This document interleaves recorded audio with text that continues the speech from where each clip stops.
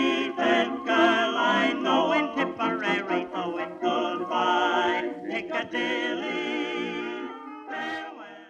There are men like father, brown and strong, and they carry a banner of wondrous hue. With a mighty tread they swing along. Now I see White Hart.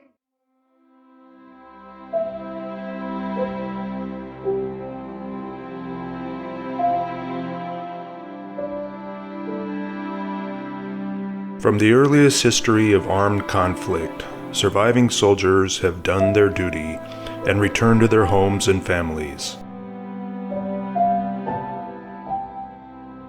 In the aftermath of World War I, millions of servicemen and women came home from an unprecedented war. For some, the war's impact on their bodies and minds lasted a lifetime.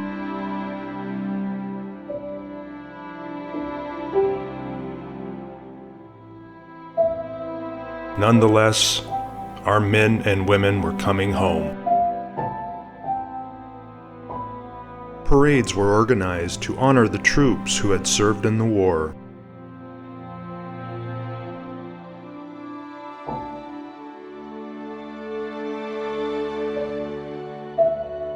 Servicemen and women were given a hero's welcome. All across the earthly plane, populations took to the streets in celebration. Old friends and families were reunited. Communities and commerce thrived.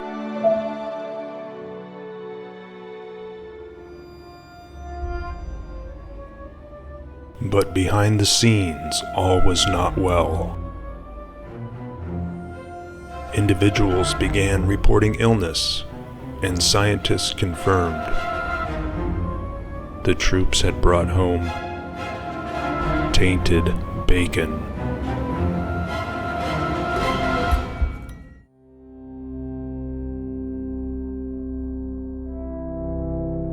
Hospitals were quickly overrun with the sick and dying. The waiting line was moved outside. The American Legion turned their game room into a makeshift hospital. Women began moving men on stretchers. Supervisors did not need to take precautions. To be safe, men were kept in confined areas without precautions. Conditions inside the camps pushed individuals to their limits. It was written all over their faces. They were even asked to sleep under the stars next to an old world structure. Putting the sick in one large confined space with limited precautions was the best defense. Sleeping head to toe in a hallway was an important measure. If the men were laying down outside, precautions were optional. Judges stood to monitor the contestants in the Stay in Bed the Longest contest. Thankfully, the supervisors stayed healthy and didn't need to take precautions.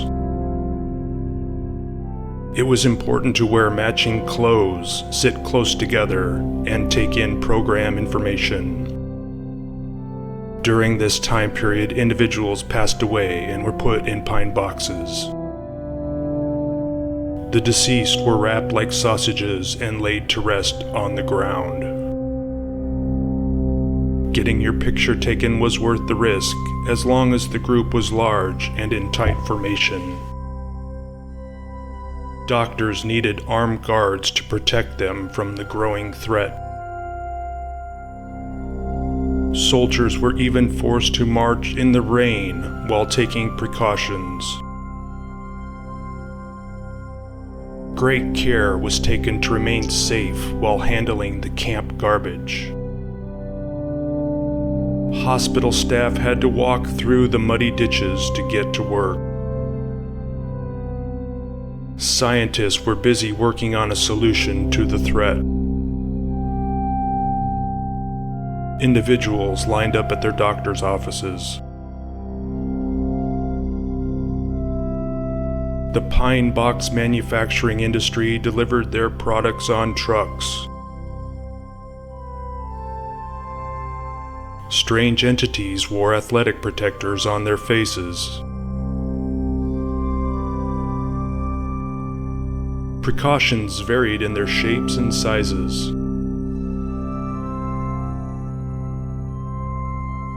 Mouth breathing was a common practice. Families even had their photographs taken with their pets, while all took precautions. Photographers were allowed close proximity access during sporting events. Precautions were sprayed into the air in the middle of the street. Seats on buses were targeted as threats. Streetcar attendants checked the riders for proper precautions. Women carried sleeping men to trucks with supervisors. Then they waited in formation for their photo opportunity. Nurses rolled cigarettes for their patients. Soldiers even had to practice personal hygiene every day. Individuals were encouraged to keep their saliva in their mouths. Extreme measures were implemented. One was sleeping with your windows open. Even the postal carrier took precautions. The police took precautions while standing in groups on street corners. Men smoking pipes were targeted by security during photo opportunities. Public shaming was instituted to help their program. Fashion tips were given by the unfashionable. If one was unsure about their precaution, assistance was close by. Winter socks were converted into acceptable precautions. No, I told you before, no precautions, no ride. Sanitation workers wore white as a precaution. Nose breathers had casual conversations. Photo opportunities were valuable programming. Twins wore signs and diapers on their faces for the cause. Printed signs were made so individuals would read them. They found it was necessary to isolate infants and protect them with signs. Citrus was used as a precaution. Children without precautions were given soup. Children were given baggy white shirts for their photo opportunities. Some poor individuals thought precautions were bad for their health. Signs were made for the people to read. Tempers flared when individuals followed the words on the signs. If you were a supervisor standing on the sidewalk, you didn't need to take precautions. White burqas were in fashion during this photo opportunity. Individuals stood close together in lines to get their precautions. Sitting in the barber chair was a respectable place to sit during a photo opportunity. Barber chairs were in high demand. Phone operators required precautions from callers. Nurses worked on crafts in their spare time. Reading individuals' emotions was possible during photo opportunities. Supervisors were there to assist the troops.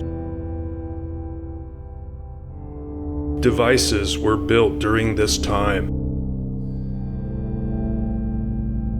and individuals used them during their photo opportunities. The reality of the situation was written all over the faces of those on the front line. Individuals were randomly picked for photographs that captured their emotions. How were they going to win this battle? What were they going to do? A plan was made. What was the answer? Declare victory! We won! It's over! Individuals survived and they could now return home. The camps had kept people in large groups. Commerce was re-established after the shutdown. Elders guided the population. Self-sufficiency was encouraged. Communities celebrated going home by gathering in large groups. Buildings needed to be safely constructed. Individuals celebrated in old world cities. Photographs were taken from high vantage points. Individuals praised their creator outside. Hot dogs were eaten outside old world structures. Going to your local obelisk for photo ops was encouraged. Interacting with functioning Antiquitech was also encouraged. The world was reopened, and the population prepared for the stock market crash, Prohibition, and World War II. Saying, should you not receive it, write and let me know. If I make mistakes in spelling, Molly dear, said he, remember it's the pen that's bad, don't lay the blame on me. It's a long way to Tipperary, it's a long way to go. It's a long way to Tipperary,